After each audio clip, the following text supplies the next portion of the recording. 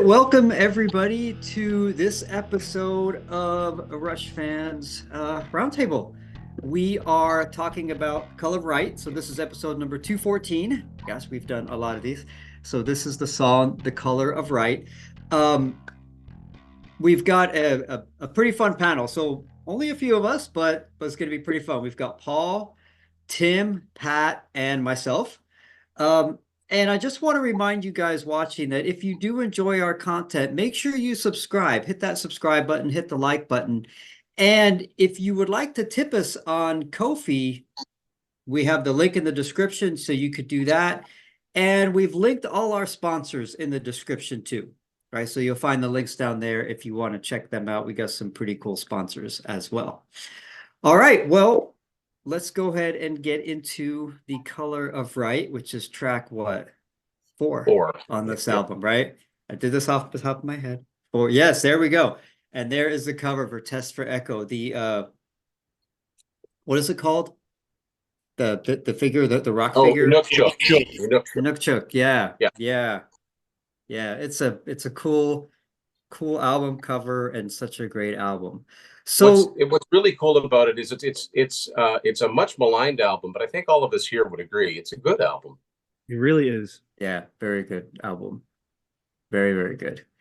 All right, so we start out with the instrumental intro, as is very typical of Rush. And the intro is pretty good.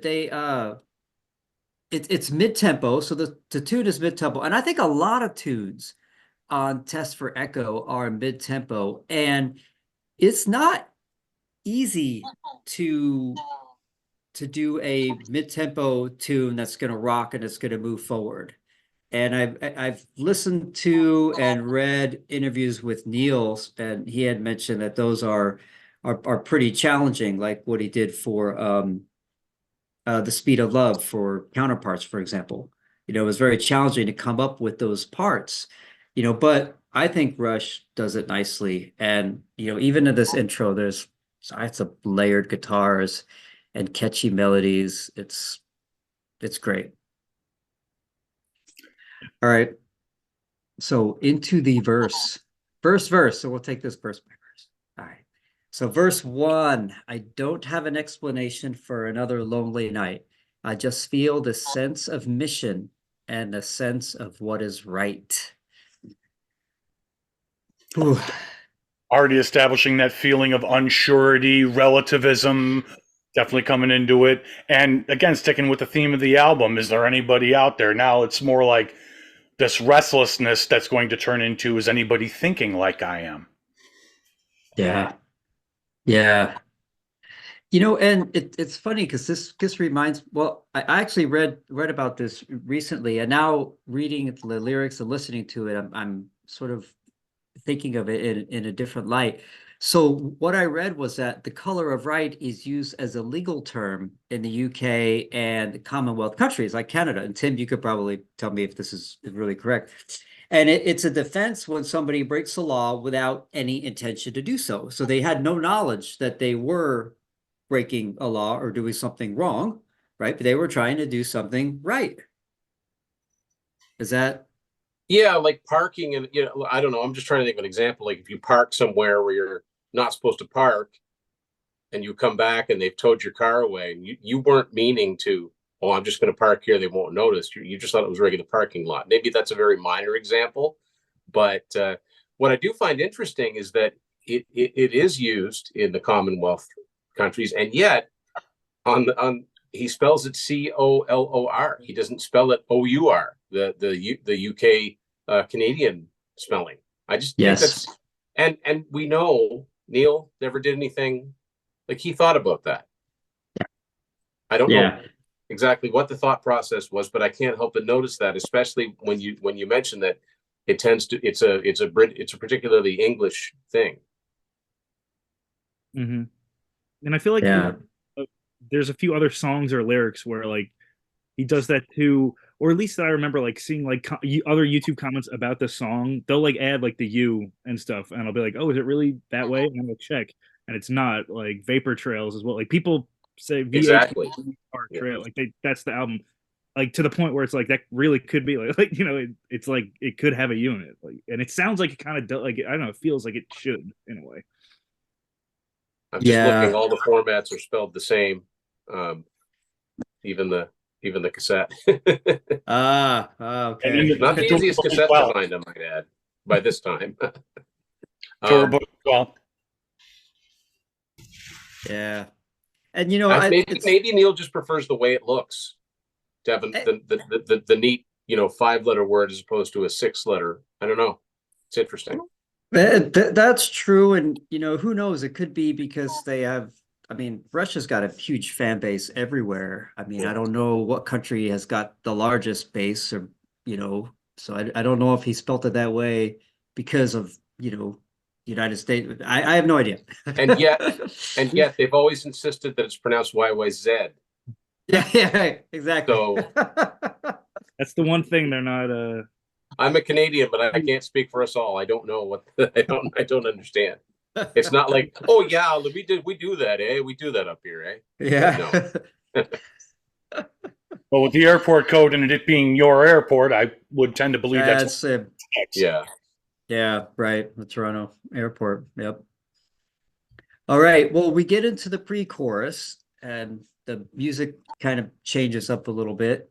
You know, they go from a sort of a little bit, at least from Neil's part, a little bit more sparse to a little bit more busy. And the lyrics are, "Take it easy on me now. I'd be there if I could. I'm so full of what is right. I can't see what is good." again going back to that idea of relativity. It's not black and white. It's not absolute. I'm so if something is supposed to be right, it should speak for itself. But this is saying good isn't always right. It's not what should be isn't Yeah. always. In other words, so it's that unsurety again. definitely. I wonder if it's an argument. This person's having an argument with someone where you care about them, but you're mad. And you're like, let me be mad. But like, this is stupid. We're both lonely, but you know what I mean? Like it's almost like the lyrics, a lot of the lyrics he wrote for Snakes and Arrows were relationship lyrics like that. Yes. So, I don't know. So I'd be there if I could is like, is he physically incapable of being there, or is it distance, or is it pride? Interesting. Or Wow. is it trying to be all things to everyone? Yeah. Well, I can't help but think, and I don't want to spoil anything for anybody who hasn't read it, but I'm in the process of reading through Getty's book, and when he talks about being on the road and so many years away from his family, makes me think about that too. The band always comes first, right? Mm-hmm. And needless to say, it's a great read, but we're getting off topic. But I can't help but wonder if it's something like that, like maybe this person's on the road and they'd be there if they could, but then the second half of it, I'm so full of what is right, I can't see what is good. I'm not 100% sure where that relates to the first half. I think it might still be an unsurety thing. The last three albums, he has specifically said in his lyrics, these are not autobiographical, but he didn't apply it to this one. But a lot of times when asked in interviews over songs off Presto, Roll the Bones, Counterparts, oh, is this about you? Is this about your daughter? Is this about your wife? Blah, blah, blah. He's said consistently when people have asked up until this point that no, I simply paint this objective thing. I'm not saying it's not. This might be the one time he decided to sneak one in. Yeah. But I've also heard him say, and I think this was around the time of Hold Your Fire, he says, if I use I, it's because that was the easiest way to get the lyric across. Yes. Which is, it's interesting because he came, you think about Limelight, one must put up barriers to keep oneself intact. He was embarrassed about putting I must put up barriers. Yeah. And but later on, he's more first person. And, maybe everybody talks about Limelight, kind of, he wrote it being about himself and how he is dealing with the fame. right? And so maybe he didn't want to, like you say, he's embarrassed about it. He didn't want to put that I there, but now he's like, oh, I'm talking about, random person, like he or she or them or whomever, like the one person, right? So it's Yeah. like, okay, it doesn't matter. Could Yeah. And could could also, be. whatever the understanding is that whatever it is he writes, Getty had to sing. Mm-hmm. Yep. Yes. And a lot of times the I, there's certain situations where the I will kind of flow not only from the singing that Getty would have to do, but also just the reading of the lyrics. It'll flow very nicely rather Double. than using, yeah, like he or she or you or somebody else. So that could be Yeah. that way too. Who knows? Absolutely. Yeah. I do want to say too, I think Getty's vocals are fantastic on this album, and Oh my a very gosh. melodic vocal, great vocal line on this song. It's catchy, like Yeah. it's they. Yeah. This is a catchy album. It's very catchy and very like you say, his Yeah, vocals are melodic. I mean, not pop, just nice, no, no, nice melodies, and yeah, yet Alex has that like he's got some cool guitar parts. Um, yeah, oh it's a yeah, really cool combination of all of it. it is. It really is. It's like that It work really. that Getty did with Rupert Hine, originating at Presto and Roll the Bones, where he's expanding, widening his dynamic range, and his voice really applies, and more so than even on other songs on Test for Echo, in my opinion. This is one of the highlights vocally on this Yeah, album to me. and I don't think they ever did. This is one they never did live. I don't think. I don't think they did. I think you're correct. According to everywhere I looked online, they did not play this live. Yeah. Oh, okay. There we go. Yeah, this would have been cool to hear. Well, I'd love to hear the whole album live, but anyway. Yeah. I feel like An evening with Test for Echo. closest thing, if you guys have listened to the work in progress, I think videos. Yeah. Yep. That's like the closest thing. And I touched into Yes. the like when I was thinking about the song is like how many songs that aren't played live, you don't get that sense of like personification and like how they kind of that song comes alive. But like Yeah. Mhm. right, I feel like more than any other songs that aren't played live, you see him play it, even if it's Yeah. not recorded all stuff. It's as close as you're gonna get to live. Yeah. I have Yeah. seen clips of That that. song Yeah. that much more special. Yeah. Uh, That's a great. That's but a you're great right. I mean, video. when these songs that aren't done live, they only live on their original album. It's different than having 20 odd live versions of Closer to the Heart or something like this song. The Right. song only lives within the grooves of this album. Right. Exactly. Yeah. All right. Well, on to the I guess second verse. It's a hopeless situation. Lie awake for half the night. But you're not sure what's going on here, but you're sure it isn't right. That lyric's pretty is pretty funny because I can't tell you how much that I have done that. And I'm sure I'm not alone. I'm sure that this has happened with people. And it's funny, like Tim, I've never thought about this, like, well, maybe this is kind of an argument that people are having, but you know, thinking of that, what you said and reading this verse, it's like, well, maybe it is, because maybe somebody's just sitting there going, well, I don't know what's going on. I mean, did I do something wrong? Something's not right. Something's off. Something, I never thought of it that way. That's interesting. But in this second verse is the flip side. He's not talking about himself anymore. He's like Right. trying to console someone else. It's like, it's You're talking to someone else.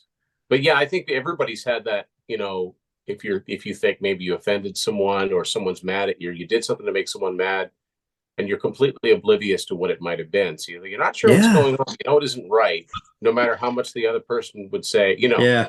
fine. It's fine. It's never, Yeah. never fine when never they say it's fine. Run. I think it's hinting at the restlessness that we're going to see. We've already got that unease or that feeling of unjust whatever going on. By the time we get to the chorus, I think he's building. I think it's sort of the intro to the story or the intro to the circumstances or the situation. And by the time the chorus comes up, it's going to explain the why a little bit better. Yeah. Yeah. True. Yeah. Because we get from there to the pre-chorus. Make it easy on yourself. There's nothing more you can do. You're so full of what is right, you can't see what is true. Right. So, just like Deep.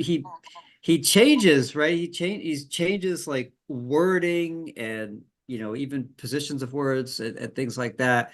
So before it's you can't see, well, not you, but it was I can't see what is good, and now it's you can't see what is true. Mm-hmm. Again, dealing with absolutes. Yeah. Yeah. Yeah. We live in the gray areas. There's no, Oh yeah. but it's funny because it's not really that when I first heard this song and I thought about it for a long time, it's not really in the lyrics because I don't feel that the lyrics are pointing fingers so much. It's not really a chastisement, but you could almost say, you're so full of what is right. It's almost like saying you're so full of crap. I've always wondered if Yeah. there wasn't a little bit of that, like, you can't see the forest for the trees kind of thing. It reminds, not to get geeky here, but it kind of reminds me of Star Trek 2, Wrath of Khan, when it's been years since I've seen it, but when Savick, played by Kirstie Alley, says something about being against regulations, and Kirk just does what he feels that he needs to do, and he says, just keep quoting regulations. Like, Yeah. it's the difference between what's written down and you must do this to situationally, like, this is how you react. And yeah, it's true. We live, except for, there's exceptions, but we live in gray areas. It's and Yeah. if, especially where this is a legal term, I mean, there's all kinds of gray areas. That's why there's different Oh yeah. degrees of sentencing. Absolutely. And how Yeah. many times has Neil discussed in his lyrics, does the end pose the question, not give an absolute answer? Again, all things being relative, do the ends justify the means? Yeah. Is any It's a killer question. worth more than his crime? Right. Yeah. Show, don't tell, lock and key. We can, how many could we Yeah. now? Oh So yeah. again, Yeah. pose it as, and it's almost an empathic, talking to the second person in this, if there is one, make it easy on yourself. Just, you're getting so hung up on this. There's nothing you can do about it. So, Yeah. It could very Yeah. well be a person having a conversation with themselves. 100%. Like, I was I've got to thinking. stop. It's like you're going to drive yourself crazy trying to figure this Yeah. out. Yeah. Mm-hmm. Yeah. Yeah. That's true. I'm sure Bound many of up and us wound up so tight. I was going to say, type. exactly. Yes. But no, that's totally true. Like, especially the part like lying awake and all that stuff. It's like, yeah, having an And argument. we can everybody can relate to that. way- Just yawning and you can't sleep. Like, you're just as Exactly. tired, but something's on your mind and you just can't relax. Like, Exactly. That's a really great point. And I feel like that could really be it. Like this could I mean no joke, but this could be as good of a soliloquy as in 2112, Like I feel like yeah, it definitely it paints a good picture of like just like struggling by yourself. Counterparts Yeah. was steeped in Carl Jungian type anima. yeah. Yeah. And some of that, I mean, this is only the next album, right? Yeah. So, It's true. That's true. like, there was obviously we all know, like, after this album there was a full stop Right. and then a reset, but Yes. yeah, he might have still been going on. He might have still been thinking that there's some ideas that we didn't get to last time. It's kind of funny thinking that this directly followed Counterparts, because like you say, some of the lyrical ideas may still kind of be there, but from a musical perspective, man, it is far apart. And in Yeah, sequence, we just came off Half the World, so we're right back to maybe this is thought-wise a holdover. It's very possible. Yeah, Now, and it's inspired by that drop set. the other thing I find interesting is that most of the graphics inside of the CD booklet I'm looking at here deal directly with the song in question. For example, Half the World. That's pretty right. So what does this mean? This is the graphic that goes with Color of Right. I don't understand. Yeah, that almost looks like the Northern Lights. Yeah, that's the chorus. That one I actually do have notes on. So okay, yeah. Oh, all right. okay. Well, that's a good reason to jump into there then. All right, so the chorus. A quality of justice, a quality of light, a particle of mercy makes the color of right. Gravity and distance change the passage of light. Gravity and distance change the color of right. Okay, so Paul, you said you had some stuff on that, right? Yeah, this one, equality of justice. Justice being, at least as far as the voice we've heard so far, an absolute, or at least the narrator seems to think it's an absolute. A quantity of light, light between red shifts and blue shifts, to get into the physics for a second, that changes. The quantity of light changes the properties of something so that you've got, even in the picture that you just showed, Tim, where different quantities of protons versus neutrons, what have you, in the positive or the negative, is going to change the amount of something. It's going to change the color. It's going to change the light itself. So now you've got a relative variable involved, or a relative concept, as opposed to an absolute like justice. A particle of mercy, now you're adding subjectivity into it. So whether it's applied conscience, motive, to it's a metaphor, in other words. Makes the color of right. In other words, color of right is not this absolute. There's all these ingredients. Then gravity and distance change the passage of light, and here's the metaphor being reaffirmed. Gravity and distance change the color of right. So on a physical level, gravity and distance are two things that affect light. Change the passage of light. Gravity affects light. Distance affects the wavelength of light and the waveform of light. But then the metaphor, gravity and distance change the color of right, the weight behind an argument or the weight behind a thought. And then distance, time. Our thoughts evolve over time. Yeah. Our preferences, our belief systems evolve over time, change the color of right. That's why it's not an absolute. I just love how the lyrics combine the scientific and the, human aspect. Yes. And not changing very many words. But yeah, when you're weighted down by a decision or weighted down by something that's on your mind, that feels heavy. It's gravity. Yeah. But you put some time in between, you can look back and go, okay, well, either thank God that's over with, or I guess that wasn't so bad, or maybe I overreacted. Or maybe I made the right decision. Or maybe yeah. I love that. A particle of mercy.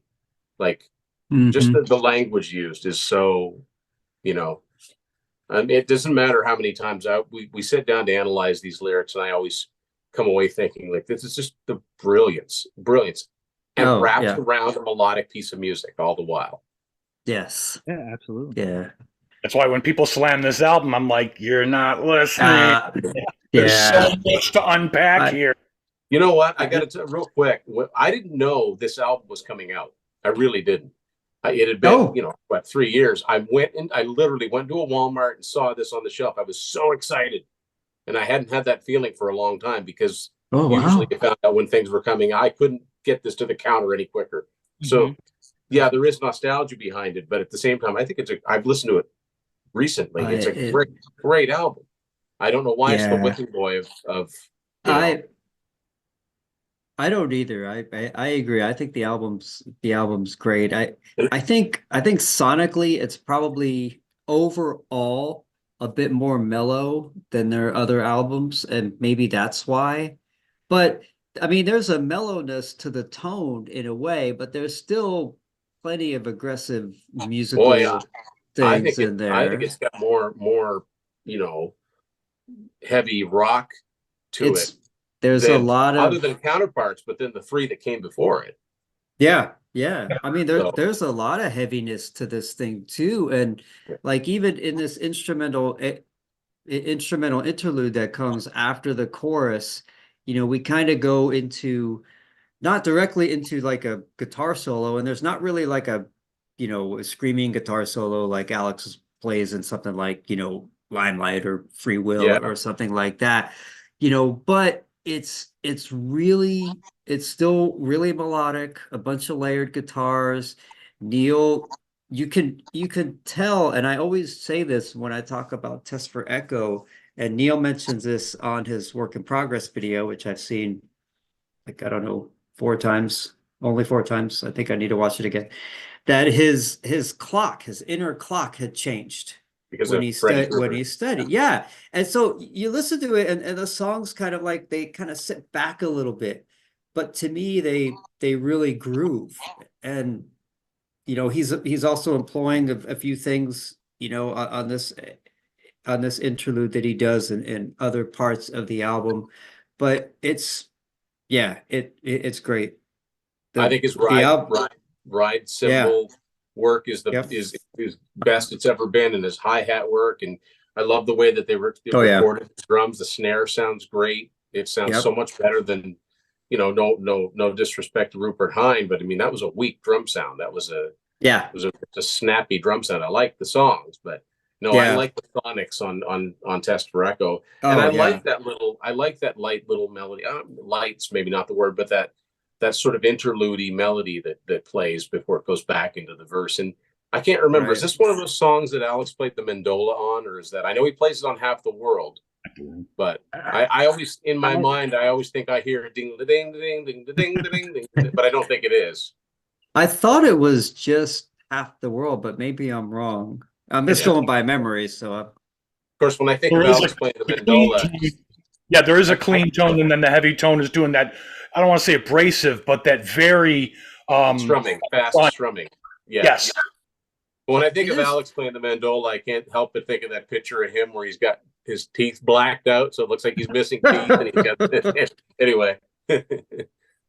It's funny because there's so much, even just from what we're talking about here, there's so much musically packed into this, right? There's so much depth to it that if you're sort of listening in passing, you're going to hear the things that are kind of in the forefront, but you're not going to hear the quieter things that are supporting it and making it sound as full as it truly is, right? You've got to go back. And so for anybody who's like, this is kind of listen to it while you're not doing other stuff. Active listening. That's what I And tell listen my to it with a bandmates. good pair of headphones. Good headphones. Yeah. Yeah. Yeah. Don't listen to it on this kooky thing. Yeah, don't listen to it on your laptop. No. Yeah. Yeah. Good headphones, and just sit and listen to it and try to unpack all the sonics that are happening. It's pretty dang amazing. It's well produced. I mean, it's funny because Peter very well Collins, produced. he's done the second biggest amount of Rush albums. I mean, this is the fourth and final time he would work with them. It's really interesting how, and yet those two eras couldn't be any more different. You compare Power Windows, Hold Your Fire to Counterparts, Test for Echo. It's just it's pretty remarkable the change. But yeah. And body of work they both did in between. They both grew exponentially. Yeah. Going he started the two Rupert albums, and then he was in the meantime working with Queensryche and he produced heavier. Yeah, he did Alice Cooper. He did Suicidal Tendencies. But yeah, when he started working with Rush, he was pretty much a strictly pop producer, right? Except for Gary Moore. So yeah. So yeah, so, it's really interesting. And it's funny. Tell me if I'm right. Power Windows, Hold Your Fire, Counterparts, and Test for Echo, right? Yes. Yeah. And just think about like how fantastic those four are as complete albums. Yeah. That's my favorite era. I mean, and the ones in between. But I think Peter Collins had an eye towards, he was a song guy. And Rupert Hine was too, but Rupert Hine was so much of that wiry sounding. He was an interesting choice for producer. I still remember first reading that they were going to work with him, and I'm going to work with the guy that produced The Fix. Like, what's that going to sound like? I like those albums, but they're small sounding albums. Too.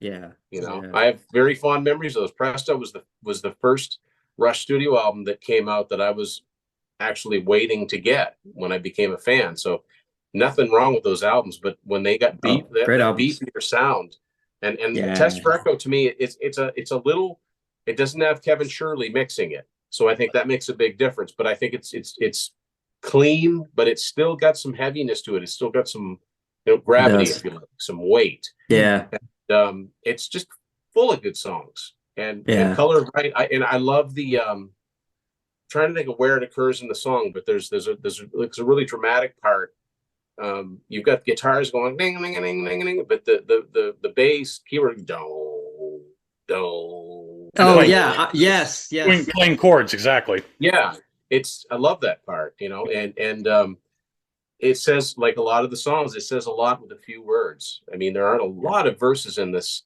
song, and No. there is some repetition, but Yeah. man, I mean, that is just a revelation now that I know what the significance of that picture is, and I should have looked it up, but that's great. yeah, that's I That could help. I've Thank you, Paul. learned. Yeah, yeah. I learned something that I didn't really know or didn't think about, Paul. So thank you very much there. And yeah, and you're right, Tim. There's not like a overabundance of words because the words that come after the instrumental interlude is the pre-chorus gets repeated and then the chorus gets repeated, right? Yeah, And I don't think he changes any words on the repeat, which he's known to do that too, right? You it's change one or almost, two. yeah, you almost expect them to, and yet when I find out something about the gravity and distance and how that means two different things, it's always nice. It's fun to hear. It's cool. And then Yeah. but I'm never surprised. I'm like, of course, there's another layer that I didn't get before. Yeah, yeah. Well, Rush. there's always a layer that I didn't get Yeah. from a lyrical perspective on Yeah. these. That's why all of these albums, they Yeah, all deserve what we're doing. That revisiting. yeah, yeah. It's so great to do that. And it's yeah, such a great song, such a great album. Give it Yeah, another you listen, you gotta people. love it. Give it another listen. Yeah, yeah. You guys out there, yeah. If you're kind of on the fence with this album or with the song, just give it another chance, right? Yeah. Just give it another listen. Yeah, see if you come away with a different perspective on it. And if you already love it, then hey, that's awesome because It's just made me love it more, we love it learning more too. about those lyrics. Yeah, I know. And this is one of those albums that I would put in the CD player in my car when I had a CD player in the car. I'm still not happy about that. Uh, and it would just sit there and it would just play it and Yeah. play it Oh over and yeah. over and over I listened again. to this constantly when I first started Yeah, in it, and it stayed there for a long, long time. I mean, yeah, the very and what long I like time. about the cover art too is like you see these things, you see these notebooks everywhere, and they automatically make me think of Rush now. Yeah. Oh So yeah. it's become another, like, just like the Starman, or Yep. the puppet on Farewell to Kings. It's another icon, Yeah. Or a bunny. or a bunny even. I Yeah, see. Like I don't know how many bunnies are on the Presto not in a cover. bolt, for crying out loud. Yeah, I Yeah. know, right? And Dice. it's yeah.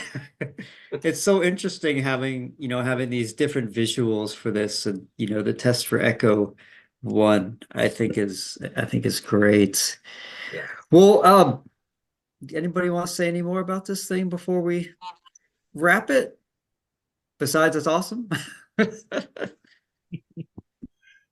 All right, and for those of you who think, well, Neil's really not doing too much. At the very end, he plays this killer sextuplet fills where he's just kind of going around the toms and then it goes all the way around and takes it out, and it's beautifully executed.